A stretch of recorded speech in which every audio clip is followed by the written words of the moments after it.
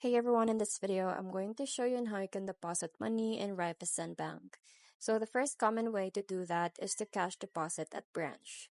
So you just have to go to a Raiffeisen branch, so you can go to their official website, and then you can search for the nearest branch. And then you just have to go there, and then you just have to fill out a deposit slip, or you can tell the teller your account number, or you can just write it down on a piece of paper and then hand over the cash plus the deposit slip, and then the teller will just process it and give you a receipt. Now, the second common way to do that is the ATM deposit machines. So, some Raiffeisen ATMs support cash deposits, especially in countries like Albania.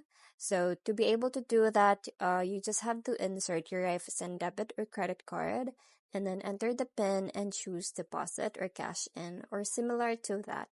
And then you just have to deposit the cash. It may be immediate available or it depends on the bank or the ATM rules. And just have to take note that there may be a maximum number of notes per transaction, but it also depends on the ATM.